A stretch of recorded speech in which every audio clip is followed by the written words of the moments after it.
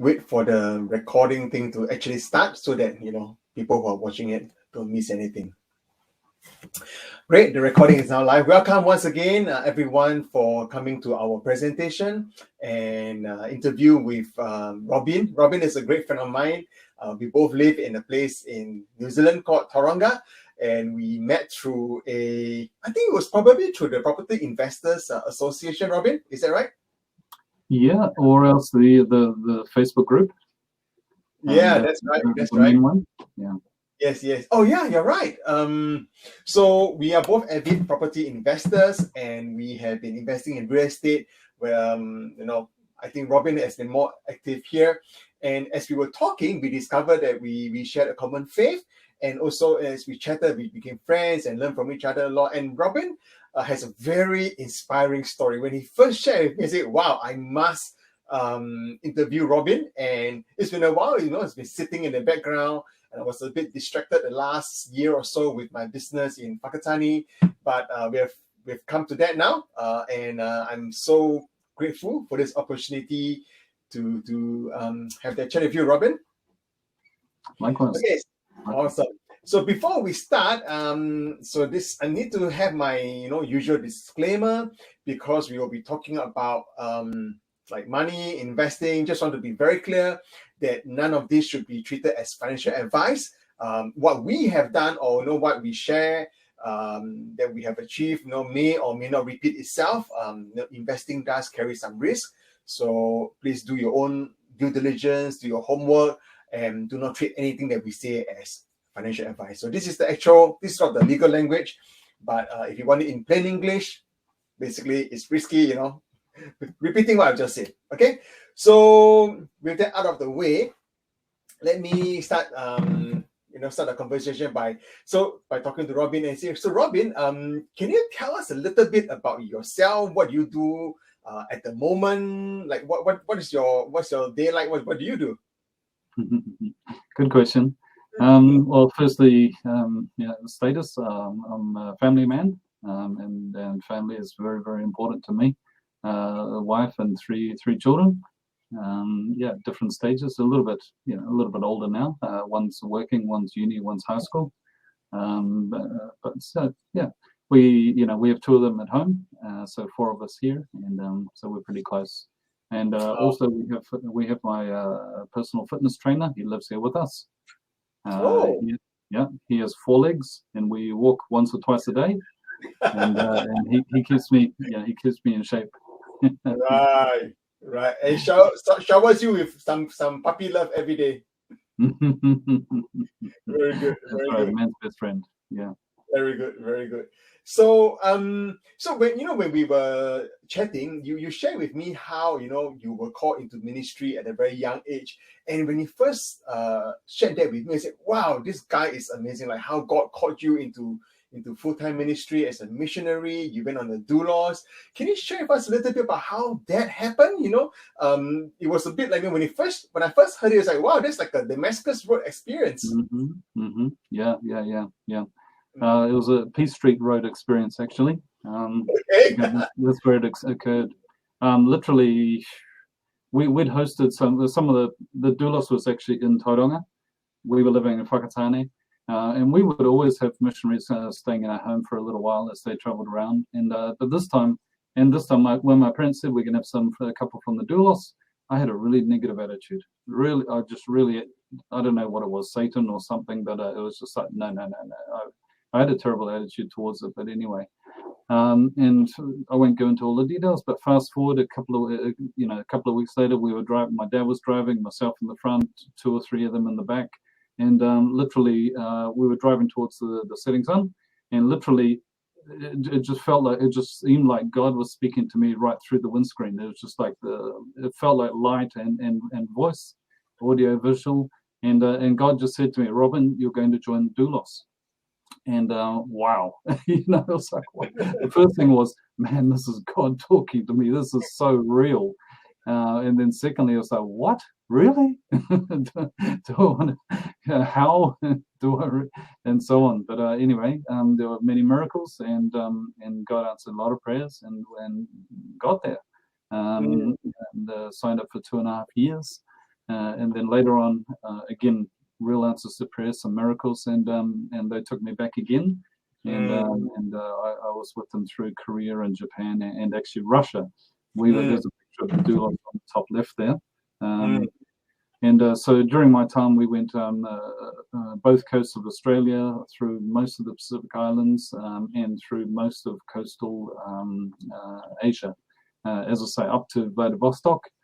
We were literally the first foreign ship into Vladivostok port once it opened up with Glasnost, maybe in 1991. And where is that? On which coast? It's north of Korea. Oh, okay. North of Korea and Japan. It's the only warm water port. Well, certainly on the Pacific side of Russia. And so they have their military fleet. The Pacific fleet is in Vladivostok. Okay. And man, like we had amazing times everywhere we went, but that one was ultra special. Yeah. Wow. I'm going to ask you a little bit about that, but before we go on, like just to for people who are not familiar with the Doulos, I don't know whether the ship is still operating. I ever went on a ship when I was a kid in Singapore, so it's like a missionary ship that goes around ports in the world, and you will minister to people wherever they go to. I think there's like a floating library of sorts, and I believe you were showing me you have to pay to volunteer on the ship. Was that right? Something like that. That's right. So not only, like we were literally working a 40-hour week to physically keep the ship going and all, but then rather than being paid for our work, we were actually paying the ship for the privilege of being there, and obviously the costs involved. You talk to people of the world, and to them it's just absolute nuts. It's like, why are you working so hard for nothing, and not only nothing, but actually negative equity. Yeah. So how old were you then again? I joined when I was probably 18 and a half or so. Okay. So that's Robin there for all of you who are looking at the screen, in the various poses. And would this be you, Robin? Correct. Yes. Well done. Okay, very good. And I understand that from going on the Doulos, you speak like Mandarin now? I do. Yep. Can you say something in Mandarin for I've got quite a few friends on here. Actually, let me look at the list. A few of them are from Singapore, but I've got quite a few Kiwi friends on here as well. I don't know how a greeting for them in Mandarin or something. 大家好，我是 Robin，我是Joshua 的好朋友，我们都住在台湾啊，深圳。Wow! Awesome. That you were so fluent. So how did that fit in? Like when did the Chinese come in, like Taiwan and all that? Was it on the Doulos or? No, it was after that.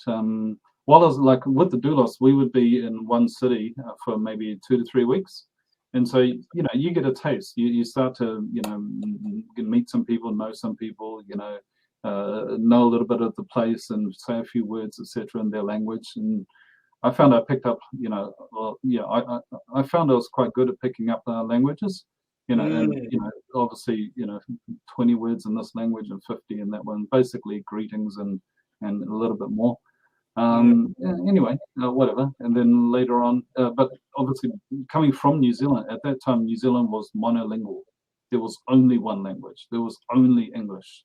And, we had no concept of anything else. And we didn't know how to learn anything else. We didn't even understand like English grammar, because you probably learned it in school as a subject. For us, it was just natural, and so we didn't understand the nuts and bolts of it. And it was only as I was learning, anyway, later on I was teaching English and learning Chinese, and that's where I learned about grammar, and I learned about language acquisition and so on.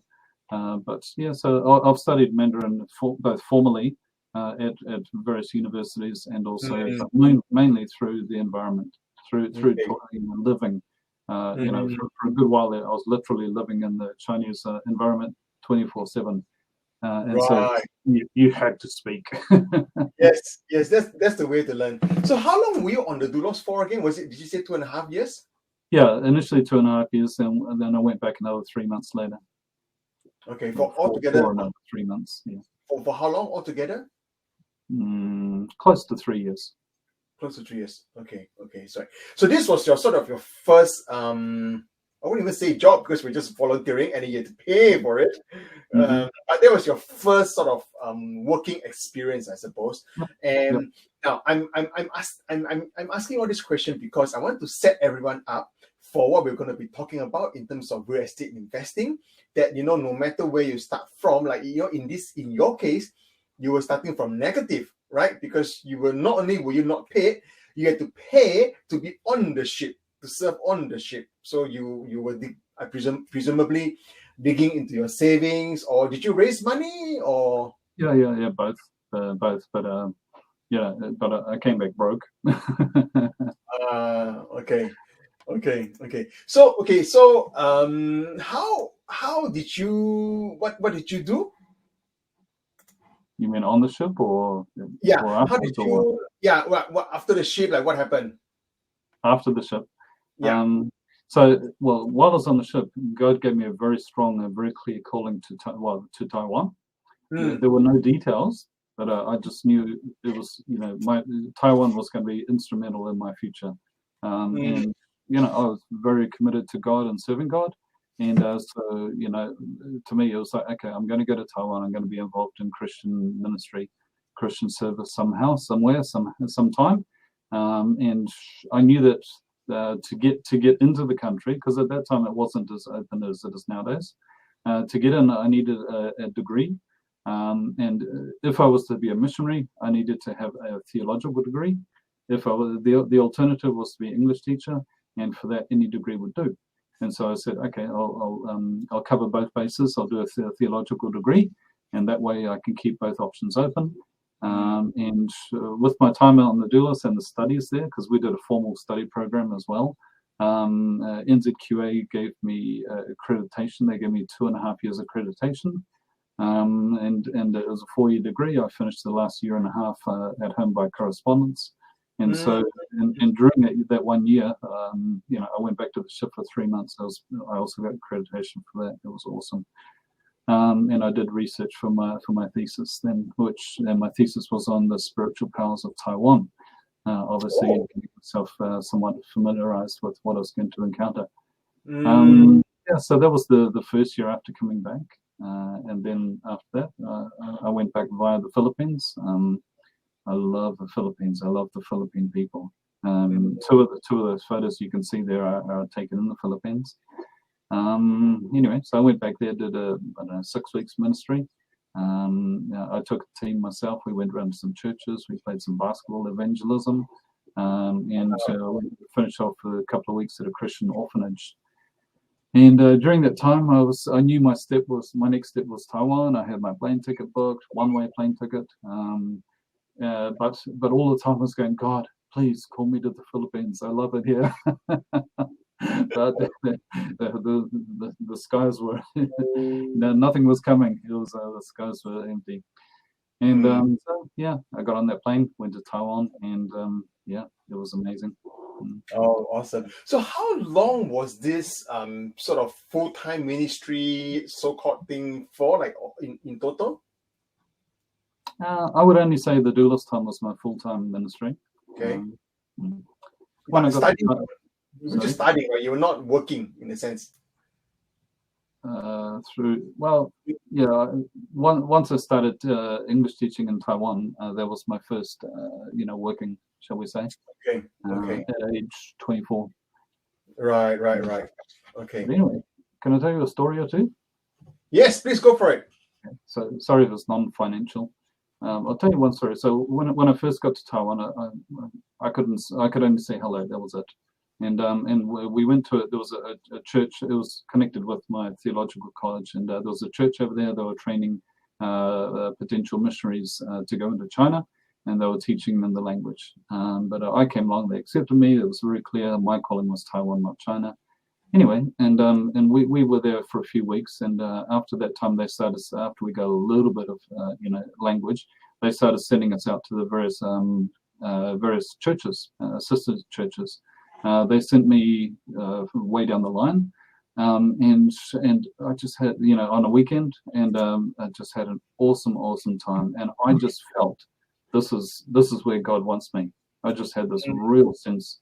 And I went back, and Sunday night met up again with my shall we say, roommates, and I shared with one of them about it, and I said, hey man, I just really feel this is where God wants me to be.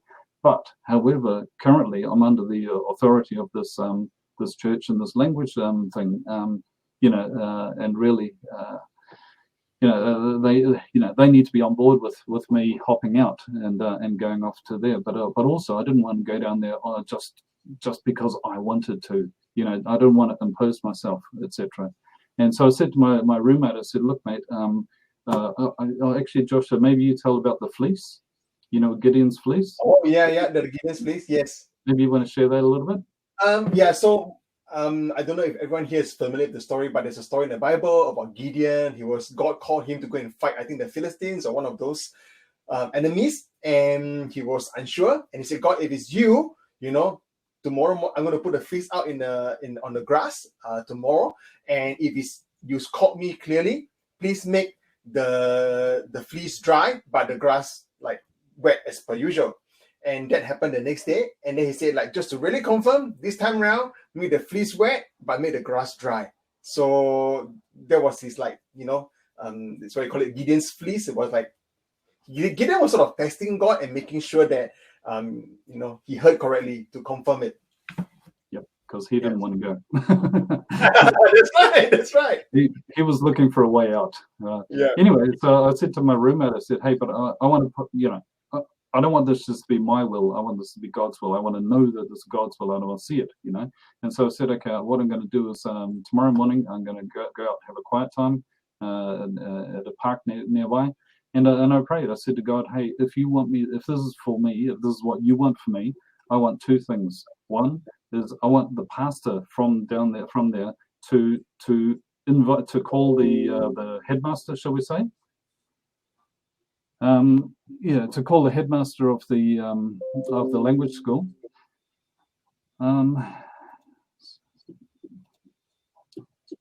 for him to ask if Robin can go down there and stay with them and minister, etc., whatever. And secondly, I want the principal of the school to agree with it, and that's literally what happened. So I was praying 6:30 in the morning on the Monday. 8:30 in the morning, word came to me, go to the principal's office. And usually that's a really scary thing as a child, as a student. But anyway, so I went along, and he wasn't looking happy. He was looking grumpy. And he made me stand up in front of him, and he said, Robin, I had a phone call this morning from the pastor down in Tainan, from the church in Tainan. I was going, oh, wow. Did I do, what's all that about? Did I do something wrong? And anyway, but it turned out no. He literally said, "Look, we really believe God. God wants Robin here, and we're inviting Robin to come here. Is that okay with you?" And the guy thought about it for a while, and he prayed about it. And at first he wasn't on board with it, but he prayed about it, and then he was on board. And so, and he told me, he said, "Look, Rob, the pastor wants you down there, and I agree. It's okay. It's I think it's good for you to go down there." And so, boom, there I was. And, wow. And that's when I had about 5 weeks language training, and then full immersion into the environment down there. So it's long-winded. No, but it's exciting, right? What I think what I want to really set up was we're going to shift gears soon, but I wanted to set up where you've come from, because that gives people context. Even for me, I was not born with a silver spoon in my mouth. We all worked hard, saved up, and got started in investing. So you were on the Doulos, you were negative equity, and then you worked in Taiwan for a couple of years. In that church Bible study thing. So when did you come back to New Zealand? Mm-hmm. Well, actually, I'll just one other thing that happened during that time while I was at the language school. We were praying for each other, and the prophecy was going on. And someone said to me very clearly, they said, "Look, God sees your heart. He knows that you are very zealous after Him and very committed, keen to serve Him. But God's saying to you, your role is not is from the pews rather than from the front. You're to basically be an ordinary Christian who's working a day job, but also obviously doing Christian things besides that. So just in case anyone's wondering, hey, he was a missionary and now he's not. Where's the link? What's the difference? So it was a big shock to me. It was a really big shock because my intention was to to serve the Lord, and this way He was telling me to serve differently. Awesome. So anyway, so change it. So year one, I think I saved $5,000. There was a lot of setup. I wasn't getting so many hours. Year two, I made about 30,000, saved about 30,000, and I came back to New Zealand. You made $30,000 and saved $30,000. Saved. How did you do that? Like you work, what do you mean? Like you earn $30,000 and save $30,000? Oh, I don't know. I might have earned 40 or 50 and saved 30, something like that. Okay. Yeah, but yeah, my expenses were really, really low. Right. And and I saved the majority of my income. So then that was when I was 24. I came back to New Zealand. That second year in particular, I really worked. I was working about 60 to 70 hours a week, and it just wasn't sustainable. And so I knew this wasn't my future. It wasn't. I couldn't see myself doing this as a career. So I realized, okay, I need to study for something that will be my career. So I came back at age 25. I started university.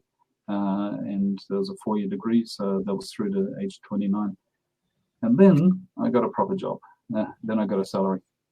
Okay. And I think you're working for a honey company, right? Yeah. The company name is called Convita.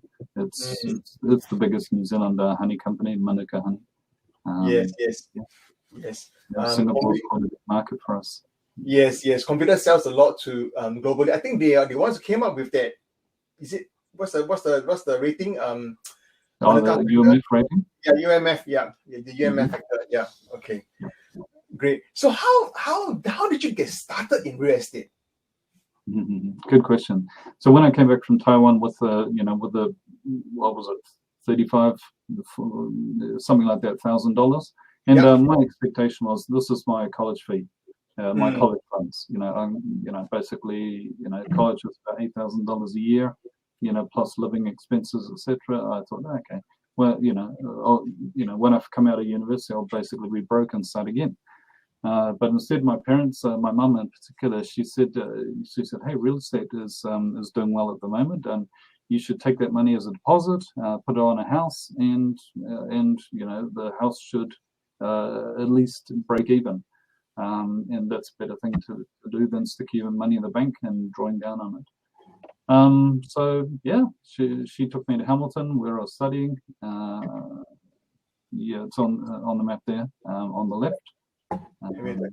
That one there, yeah. So we're from Whakatane. Went to Hamilton where my sister was studying. I did an international management degree, which is really where I could see myself headed, and that was where my talents were. And we bought the house, rented it out for 1.5 years or so, and then we moved in. We took in international homestays, and for many years after that as well. And between the rent of this, and I was working 20 hours a week teaching English, and between all that, we got by, and maybe a little more than got by, but started life, the wife and I, one, and so on. Okay, so just give everyone like an overview or context of what we're talking about. That's why we put up the map here. Most of you who are not from here, you would know of Auckland. Like Auckland, this is the biggest city in New Zealand, and where we live, like Robin and I, we live in the place called Tauranga. It's on the sea. It's by the beach, so it's one of the most beautiful places in the whole of New Zealand. We are biased, but I think we're right. And then there's Rotorua, which is a very popular sort of tourist destination, and this is Whakatane, which is about an hour's drive from Tauranga, and this is where Robin initially came from. His parents are still there, I believe, and that's where he has most of his investments as well. So this just gives you an overview of where sort of things are, so that as we talk about the deals, you can have a in your mind, okay, when we talk about Tauranga, we talk about Rotorua, what are we talking about? All right. So that's a bit about that. And now if we talk about Whakatane, this is the map of Whakatane. The yellow ones are all your properties, Robin? That's right. Well, just where your cursor is, yeah. Okay, yeah, where my cursor is, yeah. So these are where Robin has purchased all his properties. Yeah, and then you also mentioned to me about how you were inspired by Graham Fowler's book, and can you share with us some of your buying rules or your tips for investing in real estate? So to give you guys a snapshot, right? So Robin's, in the last, 7 years, you've purchased about 16 properties? Yeah, maybe less than that, but yeah, about that. Yeah. So the Hamilton one was the very first one, right? Yeah, we got that in '96. Okay. And you sort of stopped for quite a while and then started again. Yeah. Because we focused on the family and on our own personal house. So that was our second one. That was the one in Tauranga. And so we, one thing I want to talk about, is Liberty Trust. It's a, shall we say, a non-bank financial institution. It's run by Christians. It's run on Christian principles. It's about sowing and then reaping. So rather than a bank where you can just one day rock up to the bank and say, give me some money, Liberty Trust is the other way around. So what you do is you actually put your money in first, and over a period of time. It started off as like a group of people put their money into a pot, and when there's enough money in the pot, they give it to the first person, and that person pays off their house back into the pot. The pot grows quicker, it grows bigger, and then it goes out to the second, and it just becomes a virtuous cycle. And so originally the call it the wait time was 13 years until you would get your mortgage, whereas now, because it's getting bigger and quicker, it's down to about 7 or 8 years before you get your mortgage. And so anyway, back in that days, I think we got our, because I don't know, I started in this way back, and we got my wife, she came along after maybe I'd been investing in that maybe 8 or 9 years, and she just couldn't see it. In Taiwan, I think also in Singapore, there was something we call Ging Hui, and it's similar to this, but it's just on a local basis, like a neighborhood and friends, etc., might do one of these, and often they would fall over. That means the person holding the pot would run away or not pay the money out, etc., steal the money, and so she was worried about this sort of thing, and I would tell her, don't worry about that. Just forget of it. Just pay the money every month. You can't see anything from it. We're just losing money every month. I get it, but one day it'll work.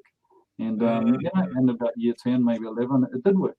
And so we replaced our bank mortgage with the Liberty Trust, and then what we did is 0 interest, and interest rates at that time were about 9%. So it was pretty significant. And so what happened is, instead of like a 25 or 30-year mortgage, this was a 10-year mortgage. So we were paying off principal, pure principal only, and we paid off that house in 10 years. Then once we drew it down and we had the money and we could see it starting to work, I said to the wife, I said, guess what? We're going to do it again. And and this time she was more with it. And then later on we did it again and again and again. And the last 3 times we did it, we said, hey, this is for our kids. We don't need it so much ourselves. But we wouldn't want to give our kids a head start. Anyway, sorry for a bit of a sidetrack. You want to? No worries. Yeah. So for those of you who are especially in New Zealand, you want to find out about it. It's called Liberty Trust. You can search. You can Google Liberty Trust New Zealand. I'm sure you can find it, and then what they do. And I think what Robin was talking about in terms of Singapore and Taiwan, I think the English term for it was a tontine, TONTINE. So like a neighborhood, there'll be one person who's in charge, collect money from all the neighbors, and they all put money into this pot. But you're right, there was a lot of I wouldn't say corruption, and I wouldn't even say like outright fraud, but it depends on the trust in the person holding the money, so it was subject to a lot of abuse and misuse. But Liberty Trust, I think seems to have worked for a lot of people. So let's dwell into some of the strategies you actually put into place. Can you give us an overview of, like, what you do? What are your buying rules? How do you invest in real estate? Sure. Well, the first one for me is we're very much buy and hold. Back before this, when I was investing in shares, I was, day trading was all the rage back then, and I wasn't a day trader, but I was an active trader. But with real estate, to me, the costs of getting in and getting out, etc., and the hassle, and it was just prohibitive. And I've done a lot of reading about real estate even before I started buying. And for me, I knew that buy and hold was my game. A couple of things. It's like, firstly, you buy the house in today's money, and your purchase price doesn't change.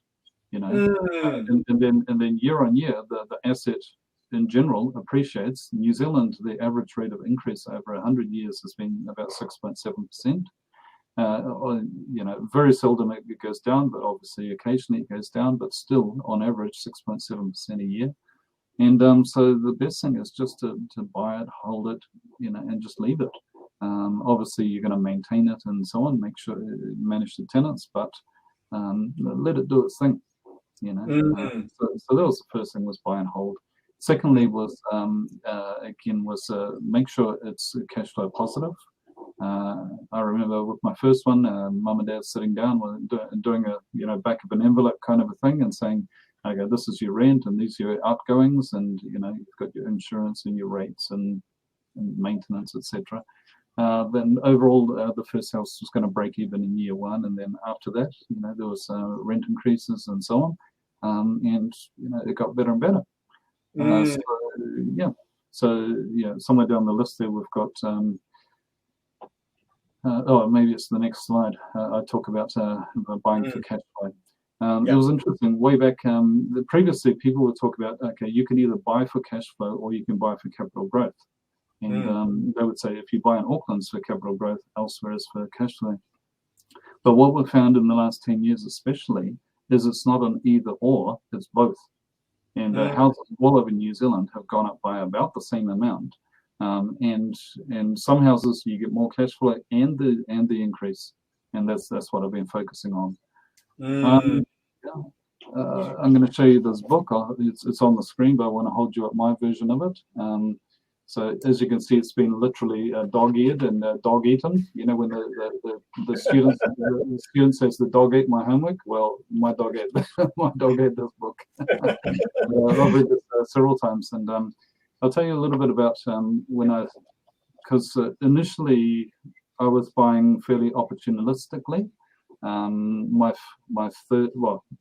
third house onwards my second house was our principal place of residence, but the others are rentals. Number 3 onwards, 3 to 5, I was buying opportunistically. The fourth one I found was quite funny. There were 3 of us in the family were going to buy together, put some money together, and we researched the market, and we settled on one particular house, and I went to the auction with my parents, and we were going to buy this one house, and we were prepared. It was a very nice brick and tile 3-bedroom house in Greaton, and in very good order, and we were going to pay about 600,000 for it. And we got into the auction room, and the first house that was up for auction, we'd never looked at or anything, didn't know about it, and it was also a 3-bedroom brick and tile house in Greaton. But instead of but the price started at 150,000. Wow! And we just looked at each other and said, "What? Are you kidding me?" And we just watched the auction go. We just didn't know, And anyway, it got to a certain point where it just stopped, and the highest bidder went out, and they had a chat. And I called over my agent friend. I said, "What's the story with this one? How does it compare with that one?" They go, "Oh, it's very similar. It just needs a little bit of work, but it's very similar." And then they came out, the auction restarted, and we started bidding, and we got it for 400. And so to me, it was just it was literally sight unseen. And so yeah, that was just an opportunity. We got a better yield. We saved 200,000. It was all good. And the first and the third and the fifth also were quite opportunistic. And then I've been looking at every Christmas holidays I come home and have a look around in the real estate, and I saw this area. There was some really, really cheap houses, and one year they were about 95,000 each. And anyway, just did nothing, just thought about it. And next year I came home and they were about 108,000. And so I said, oh, okay, they've gone up like 10%. And I spoke about it with my parents, and they said, "Oh, you don't want to touch that area. There's a gang area, and it's terrible, and people are going to wreck your houses and not pay your money, and you might get assaulted and things like this." Oh, okay, I better stay away from that. And then the third year, that again came home for Christmas and New Year, etc. The third year again, I had a look, and same thing. But I looked further. Well, just before then, I'd got this book. And in it, so this guy here, very much, I recommend you get it, by the way, if you haven't seen it or got it already. And this guy, he was buying up houses like those, doing them up a little, renting them, buy and hold, and no money down, which you could do back then, and making really good money off of them. The houses were paying for themselves. I think he was getting 20-year mortgages. They pay themselves in 20 years, and he had cash flow over and above all the expenses. And it's like, hey, that makes a lot of sense if you can make it work. And the good thing was that he had 2 houses in this area in Wakatani. And so it was literally, okay, he's been there, he's done that, it's working. If he can do it, hey, why not? Give it a go. Yeah. And I bought a second copy of the book, gave it to my mum. She read it, and then she was on board with me. And she was like, "Oh, I get it now." And so I went out and bought a couple of houses, and we'll look at them on a future slide. But for me, as opposed to a lot of maybe a lot of mom and pop investors, they might just have 1 or 2 investment houses, and they might be hands-on and try and manage the tenants and maintenance and so on. But generally, larger landlords tend to get property managers to do that. I myself, I found that for some reason, I tend to manage tenants pretty well. I've had a very good record of doing this. I've been doing it for over 20 years now. 25 years, yeah, and it's gone very, very, very well. And so I'm very hands-on. I do all the communications with the tenants, managing tradespeople. Early on, I do a lot of the physical stuff myself. Technical stuff, I'd get specialists to do. But as time goes on and I get more houses, then more and more of it is going to the tradespeople, and I'm more focused on the tenant side of the people side of it. So partly because I'm hands-on, I don't want to be driving. I don't want to spend all my day driving to get there. So therefore, whereas I can see, sometimes you can see where prices are going to jump. It's been fairly obvious the last few years. And, there have been times it's like, hey, Palmerston North is due for a jump, or Wellington and, Christchurch is due for a catch-up, etc. But to me, it's like, no. Stick to your strategy. You know what works. You've got a formula that works, do it. Once you get out and you're to multiple cities, then you've got to have multiple groups of tradespeople. Like for each city, I need an electrician, I need a plumber, I need a builder and maintenance kind of guy. There's probably a few other things, but maybe a gardener. So there's a bunch of skills that you need in each city.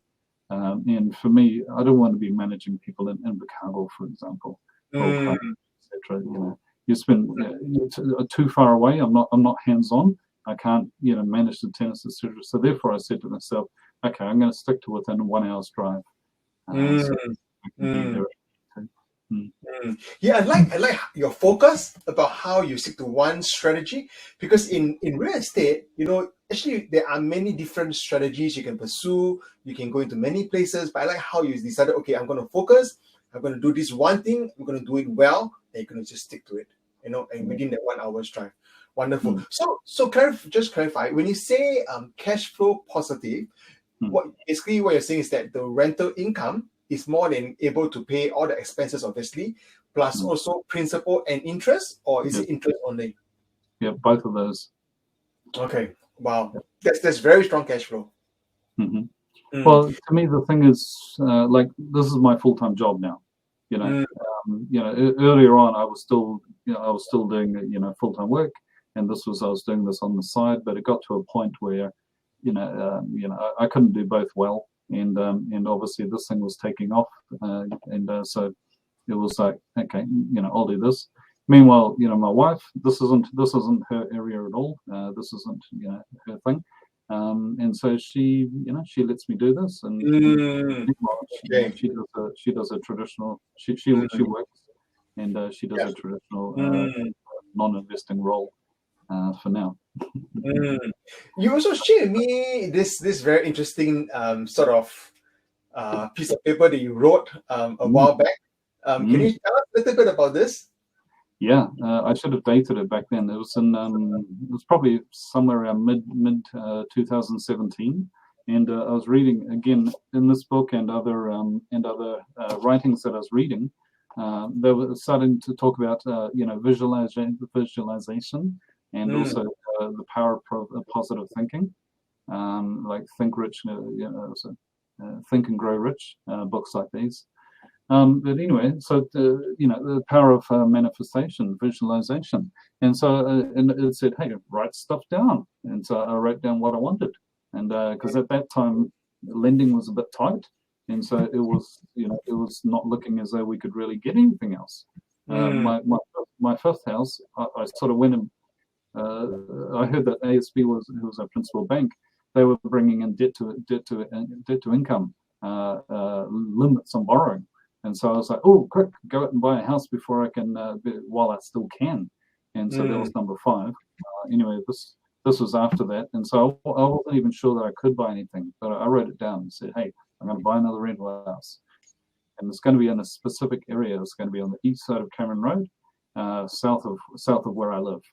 I could give reasons for it. I won't go into it. Obviously, I wanted near schools and shops, didn't want traffic. I wanted at least 5% yield. I wanted that particular mortgage, that yield, that interest cost anyway, a price range, positive cash flow, blah, blah, blah, certain time frame. And you can see Linda's my wife. I knew I wouldn't get her approval, so I crossed it. Neutral wasn't quite the right word either, but acceptance would do. I'd settle for her, being on board and accepting it, because she's got to sign off as well for the mortgage. So yeah, anyway, that was just in my mind's eye. It was just like, hey, this is the concept. This is kind of what I want, and I sort of forgot about it for a while. Yeah, that's the house then. It was quite cool because about 3 months, about when I wrote that down, I went and saw another house in the nearby. And it wasn't the right one for me. But I told the agent what I was looking for. 3 or 4 months later, he had this, and he rang me up. Agents very rarely. Agents are very short-term fit, my experience. Anyway, it's not common for them to ring you up a long time later. And so he offered me this one, and it was in the right location. South of here, east of Cameron, very close to schools and shops. The yield was good. The interest rate was about that. It's actually a 6-bedroom house. It's quite big. It's also got 1 story underneath, below ground. It's got a basement, and we've been renting out to Toi Ohmai students ever since. We're on to our 5th group. The first 2 did 2 years each, and this new group probably will do 2 as well. And they love it. It's awesome. The basement's got its own separate entrance exit, and so if they want to have parties, it's downstairs. No one comes and messes up their lounge, their kitchen, etc. It's isolated down there. No one comes walking through the house and so on. And there's tons of parking. It's a big section, 800 square meters or more. You can see the big trees in the background. There's about 8 avocado trees on the back there, mature ones. 8. And so, so that was the manifestation. Yeah. Wow. And so that was the manifestation. I wrote it down 3 or 4 months before. and hey, ta-da, bingo, this thing just manifested itself. And obviously, part of that exercise is programming your mind to recognize it when it occurs. When you're presented with something, you go, "That's exactly what I was thinking of, or what I wanted." And so I was thrilled when it really happened. Yeah, I know when you talk about things like visualization or positive thinking, it might sound very new agey and very woo woo. But as a Christian, I always remember like how when Caleb was talking to Joshua as they were entering the promised land, he would tell Joshua, when he was 85 years old, give me this mountain. This mountain that God has promised me when I was 40, and when I came to spy the land, this is mine. I want it, and he claimed it, and he asked for it, and he what's his name, Jacob, when he was trying to separate the sheep from Laban, there are all these interesting stories, or Abraham, looking at the stars and counting the stars, there will be the number of descendants you have. So it's actually quite biblical, praying for what we want in a sense. But I mean, just at the same time, remember that it's not just going to be for your own benefit. You must, you should do it with a heart that it's for the kingdom of God. And another point I would like to highlight from what you've just shared is that it is very easy to look at you now and say, wow, Robin, you've already bought this like 16 or 17 properties in the last 7 years, and the bulk of it actually happened in the last 7 years. So that's one important thing to note. Now the other thing is that, say for example this one, right, it was in 18, you said 2018-17? Yeah, October 17. Yeah. So 2017. Now, I moved to New Zealand in 2017, which means that theoretically I could have seen this and I could have bought it, but I didn't, right? And it's very easy to sit here today and say, Robin has bought all the good properties already. There's nothing available. That is not true. There are still deals out there. Not only that, I remember my first experience of New Zealand was with a Father Heart, what they call INS school on the Great Barrier Island. And that was my very first trip to New Zealand, 2013. The funny thing is, at that point in time, I was already thinking to myself, wow, property prices in New Zealand are already so high, especially in Auckland, like you can't invest in New Zealand, like surely, right? And this was in 2013, not that long ago, right? And then fast forward to 2017, they are higher. Now we're in 2022, and it's even higher. I don't know how many times it's doubled since 2013. But it's easy to look back and see where we've come from. But where we are today, if you look forward and then look back, same thing, right? So it is still out there. The key word there is take action. Yes. Do it. Because I don't know. I think both of us are big readers. And we can read about, the market's doing this and the interest rates and the world economy, blah, blah, blah. You can just sort of read and read and read. And you sort of, sometimes the more you read, the more apprehensive you do or anxious you get. Oh, interest rates are going up. Oh, the market, this guy says the market's going to tank and it's going to go down 20% in the next 2 years. And, you can sit there and just worry. Or, you can just, sort out the sheep from the goats and say, no, actually, this one's just scaremongering and this one's, this is actually more like what I think is going to happen. But again, like you said, house prices have never, they generally don't go down. And so, there's been a whole lot of people in New Zealand that are just waiting for house prices to go down before they buy one. And what happened? It's just gone up and up and up. And, now that they just can't purchase because they didn't take action at the right time. Themselves. Yeah. And then later on, they're just looking back and they're full of regrets. Oh, I should have done this and I could have done this. Oh, you did it. You should, anyway, take action. Yeah, take action. That's right. So can you tell us a bit about, I was asking about your favorite deal. Can you tell us about your favorite deal? Share with us some numbers and talk us through it? Yep. So it's, here we are. So this is the part of Wakatani where we have rentals. It's actually about sort of 1 kilometer or so from where I grew up. You can see on the left there's a big patch of grass. We would actually play that would be our way to go to school. So, and to be honest, where those houses are on the right, when I was a high school kid, that was all. There were no houses. That was just fields. And anyway, they would grow corn in the summer and leave it in the winter. But and then about 1987 or so, the late 80s, they started a Maori group. Had the land, and they put on probably about 100 houses, and they were for sort of low income. Maybe they were part of their tribe or some sort of relationship to the organization. And they sold them really cheap. They sold them at the time. They were sold for about $13,000 each. Wow. I can't imagine. That was land and buildings. I had no idea how they could afford that, but anyway, they did. And then, over time, families would sell them on, etc. And so they became available for anyone. And I told you the story a little bit about, it took me 3 years before I actually took action in Wakatani. Sometimes you think, man, what if I did that 2 years earlier and I picked them up for 90,000 or something? But anyway, whatever. We did what we did. So so the story with this one. So we bought two of them. There's the one at the very top there. You can go back. Oh yeah, this will do. This will do. So the one that's closest to the there's a esplanade, and then there's the lagoon. And so we bought that one. That was 56B Hottentot Street, and the one on the left is 21 Paul Street. So the same vendor was selling these through the same agent. And I took a look at it. I went through them with the agent. It was open home. And the one on the right, the Hottentot Street, there was it was occupied by a very low income kind of a family. There were people in the house that were obviously had broken the law. One of them had one of these ankle bracelets. So he was on home detention rather than being in jail. And he was lying around the house, and man, I could see it was a bit scary, to be honest. Like, he was a very big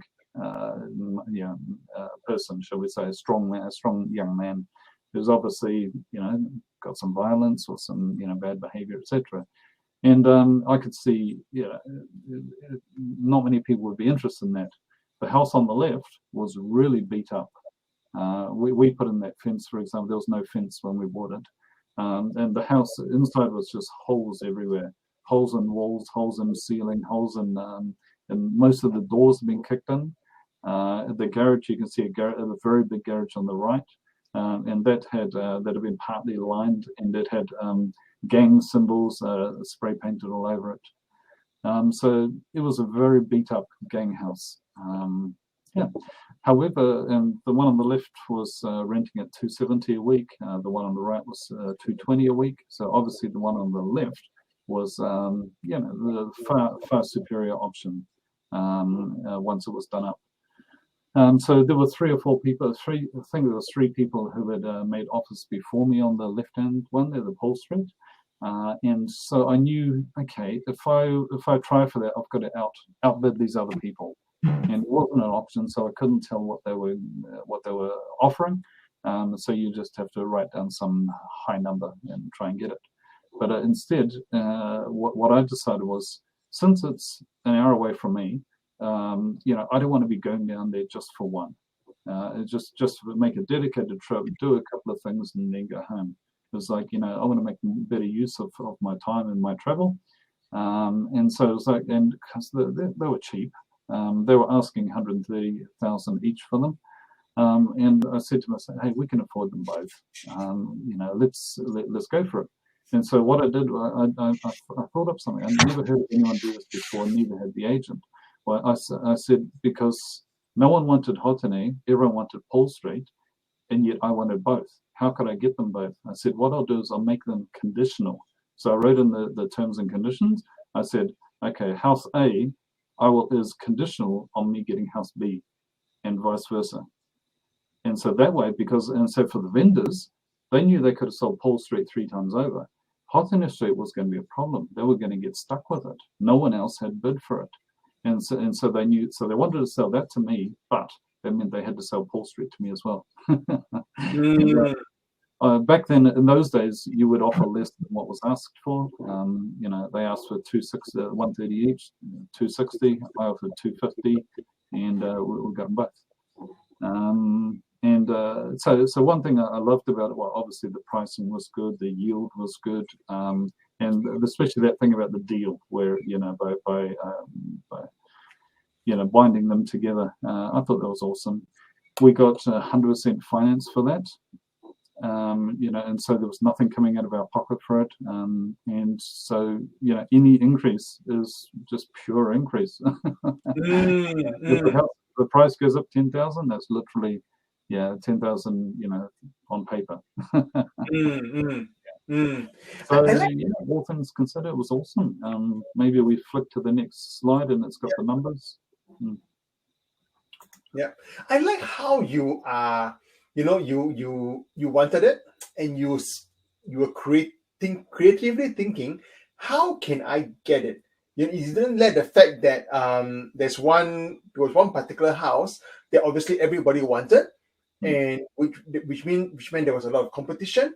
But you spent some time to think about, okay, yes, there is a sort of potential problem in the sense that I'm fighting with, I can't get as good a deal. How do I get a better deal? And you spend time, working through it, and that's something that I like about real estate. You can negotiate, you can, try and get a deal and get the numbers to work for you. And I really love that aspect of this particular deal. Yep. Likewise. Creative, creative thinking. It's a creative solution to an issue. Yeah.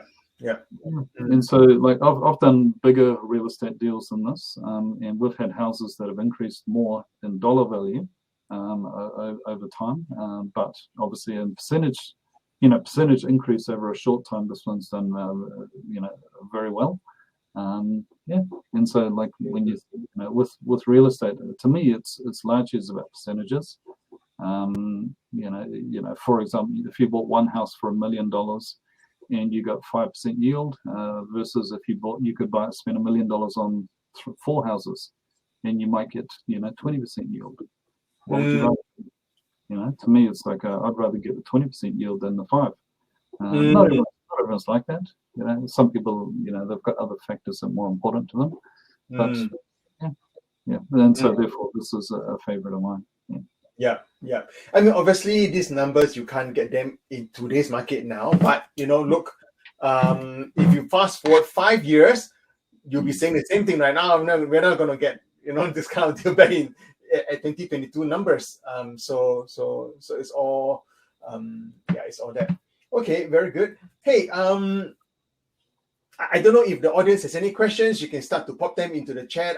We'll be more than happy to answer them. I think Robin has shared with us some of his favorite deals. As you are typing, so Robin, can I ask you a few other questions? Like, out of in your journey in the last, I don't know, 10, 15, 20 years or so, could you share with us, how you mentioned that you were able to save, like, was it $30,000-$40,000 out of your, say, $40,000 or $50,000 paycheck, which is like what, 50, 60, maybe 70% of your entire salary? Like, any tips that you can share with us for people who, in my introduction, I was talking about how, especially, let's say, missionaries, they're not paid very well, and they, it's hard. So how did you do it? Like, what, any tips? Frugal living. Yeah. So one thing my wife and I have done just automatically is and it's not necessarily a fashionable thing anymore, but back in the time it used to be called living within your means. So whatever your income is, adjust your expenses accordingly. So that so you've always got something left over. So for a rainy day, say, or for an investment fund. And so it's really basic. That obviously the application of it is complex. There's all sorts of different ways you can achieve that, but for us, it's just a given. It's just something that's built into us. And so we adjust our lifestyle according to our income. Not the other way around. Oh, very good. Yeah, I like that. Adjust your lifestyle to your income, and not the other way around. I think in the modern day, a lot of people would live with not live within their means. They're living with afterpay. They just assume that somehow they can put it on the credit and pay off over the next 4 months. It's a very slippery slope. Living Bon, paycheck to paycheck. Yeah, Bon has a question. How does the new regulation, interest deductibility affect you? Yeah, that's not a favorite of mine. It's staggered is one positive. When you're trying to look for positives. So it started October last year, and for the first period anyway, it applies to 25% of your rental income. So will be taxed. Previously, you could deduct you deduct your interest as an expense for earning their income, and so therefore your declared income was less, and therefore your tax was less. Whereas now it's the opposite. So your declared income is actually going to be more, your tax is going to be more. In year one, I think it's year one, but anyway, the first period only applies to 25%, and then the next year it's 50% and 75%, and in year 4 it's 100% of the interest is non-deductible. I've seen other people have talked about.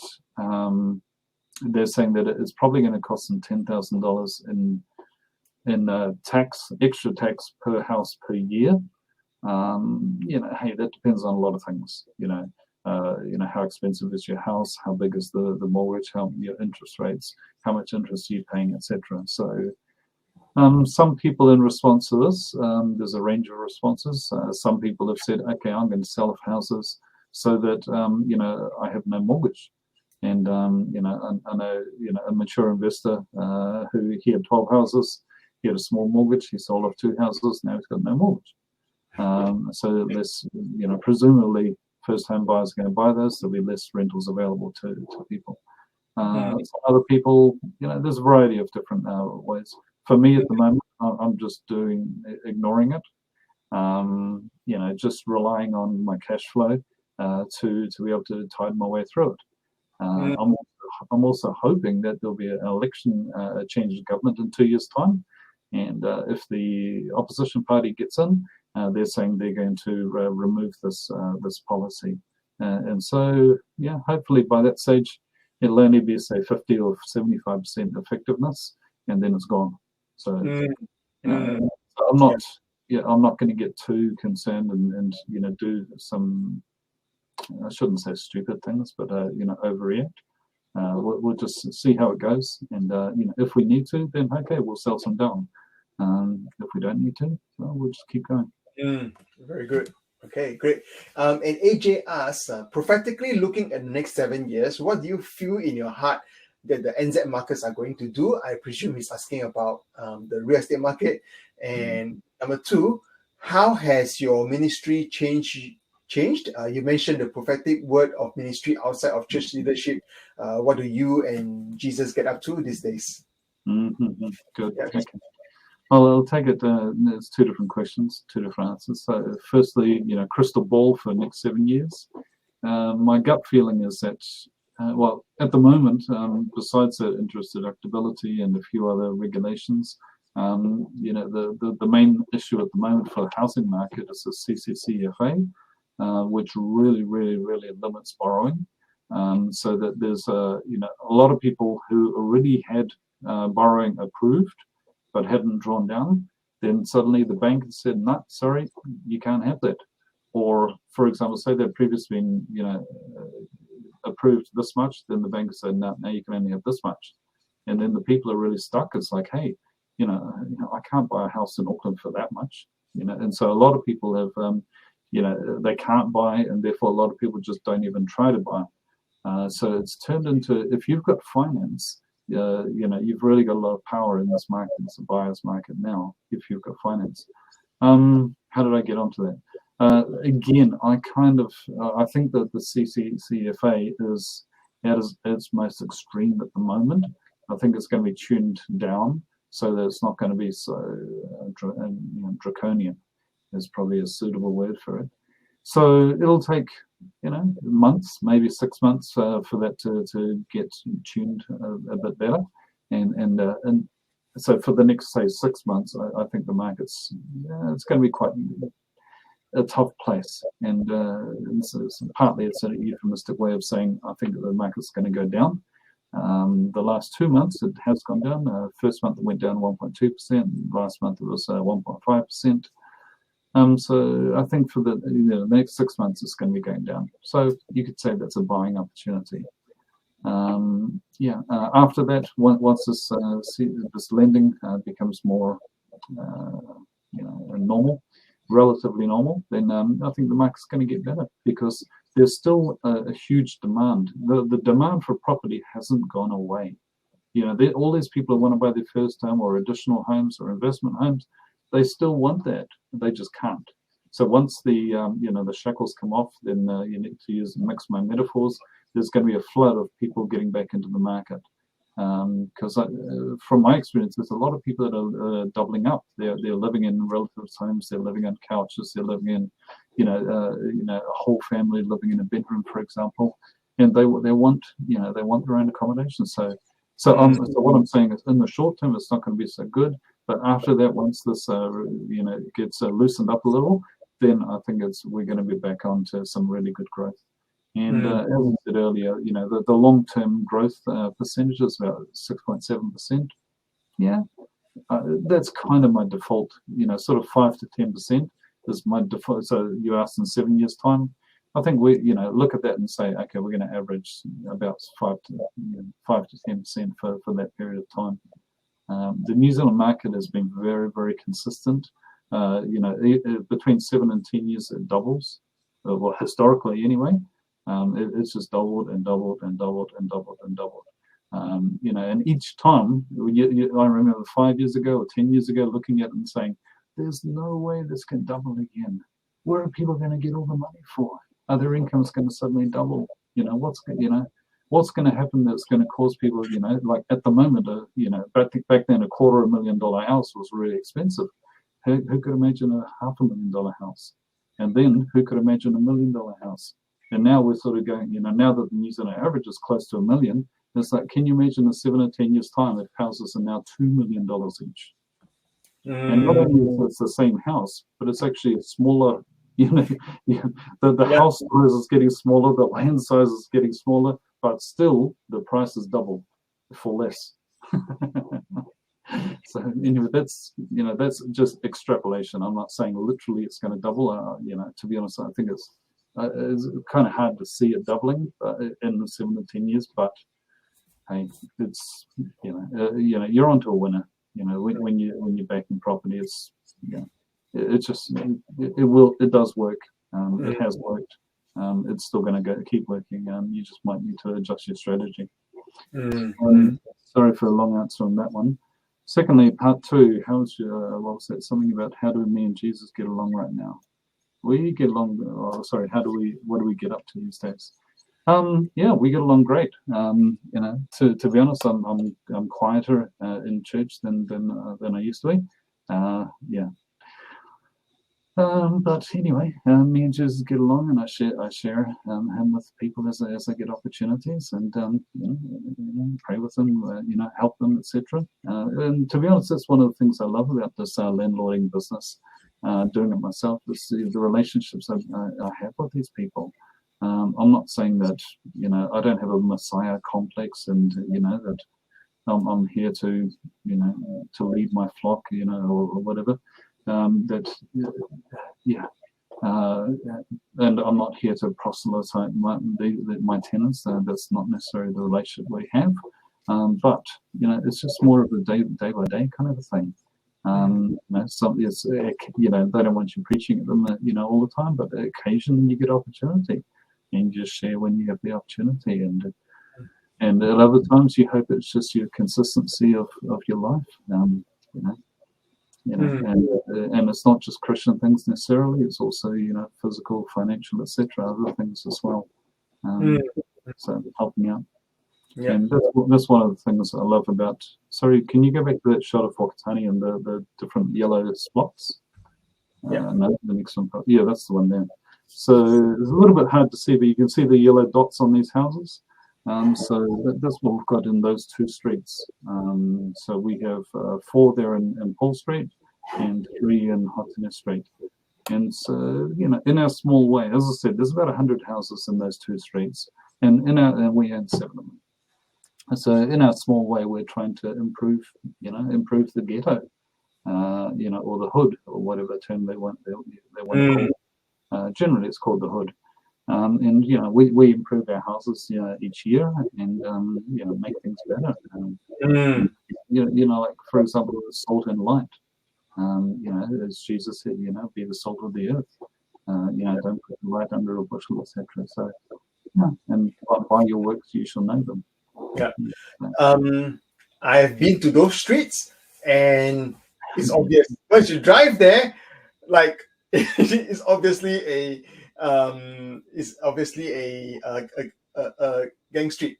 I was because I had a business in Whakatane, and one day I was asking my manager who operates the business for me, asking, hey, would I get into trouble if I am going to go there and look at some properties? I've got a fairly nice car. Will I get into trouble there if I drive there? He said, you'll be all right. I said, why? Would they would they, because I drive a nice car, would they come and attack me or something? No, because they will think that you're a drug dealer and one who is very successful. So you'll be all right. But it is. So when you drive there, you can see like graffiti everywhere. But I think what Robin is doing is that he buys these properties. Actually, it's a nice way to elaborate about what he was doing. And this is an acronym that is made very popular by this podcast in the US called Bigger Podcast, which is called the BRRRR strategy, which is basically what they do is that you buy, then you rehab or repair, and then you rent it out, and then you refinance, and then you revalue and refinance, and then you repeat again. So like BRRRR. So and when you do that, right? Say for example, you buy a house for like $100,000. You spend $20,000 to renovate it. It goes up in value to maybe 140, 150. You rent it out for a better rate. The banks like it. They lend you money on that new higher valuation, and you are able then to take out some of your deposit, and you can use that money to go again. That's where the repeat comes from. So when you buy in places which are like beautiful, done up, there is not much opportunity to value add. So that's why in fact in one of my investment philosophies that I like to look for trouble. Like, where is there trouble? Because when there's trouble, usually there's opportunity, and I think that's what Robin has done. But not only does he look for the trouble, but he adds value to it, and provides a warm, safe, and comfortable home for all these tenants who are there. Yep. Yeah. I remember you and I took a drive down that street one time, and I was pointing out houses, and you were visibly quite worried about your personal safety. you felt, I think you felt very insecure. Yeah, I know, I do. Yeah. And, one time sorry. Yeah, because you look at the people hanging out there, you look at the state of the houses. In most of them, there's like rubbish everywhere and like graffiti, and you don't know what is going on inside the house. And yeah. Okay, Bon has a question. How do you work out like tithing with all your properties? That's a good question, Bon. It's also difficult. Like, obviously, you've got income at the end of the day, after all expenses, whatever. But also part of it is because a lot of the game is capital appreciation. And to be honest, over these years, like, I went into this thinking that I wanted to live on the cash flow. Back when Graham wrote this book, at that time there was negative cash. The house value was actually going down, not up, and so therefore that wasn't really part of the strategy, the capital appreciation. Whereas nowadays that's been the majority of it. The cash flow part of it has been tiny actually compared to the capital appreciation. And as my wife says, you can't. It's only on paper. it's the numbers have gone up on paper, but you can't eat paper. And so anyway, tithing or whatever on the appreciation part of it, we'll have to wait until there's actually, we're actually sold some, and we can actually convert that paper money into real money. Yeah. Anyway, tithing is it's an individual thing between each of us, or gifting. It's each of us with our own conscience and so on, with our own, how we feel, what we should do. So I won't be more prescriptive about that. Sorry, one thing else I wanted to just comment on the map here. So besides our 7 houses, my sister has one as well in Hottentot Street, and our nephew has got one also on this map too. So yeah, it's been a real joy for me to I don't know if inspire is the right word, or lead, or guide, or encourage, or mentor has been part of all of those things. I've applied, and it's been really neat. So one of those houses is my son's, another one is my nephew's, and my sister's my sister's son. He's invested in a house with us as well, and so it's been really neat to to work with others, help others to achieve goals, particularly the young people. Because, as we said, house prices doubling every 7 or 10 years. When these guys, because they're sort of like late teens, early 20s at the moment, they don't need a house to live in themselves yet. And by the time they want one, it's going to be out of reach. So it's, I was really pleased we can help them start early and get into the market. Very good.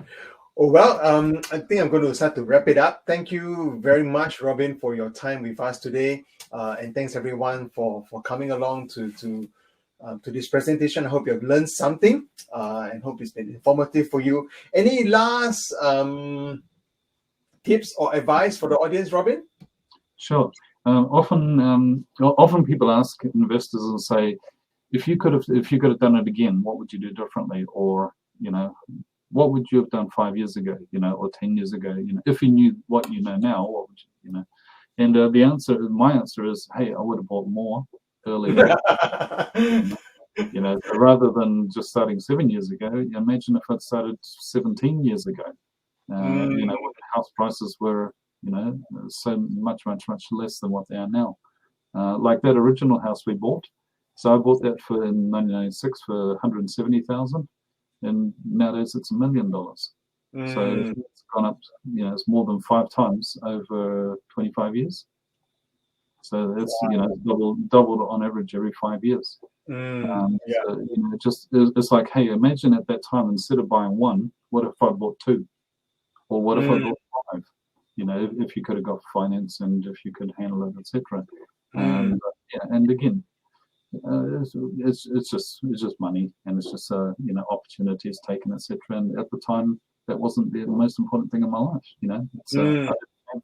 I wasn't able to buy more, and I had my family, my kids were young, etc.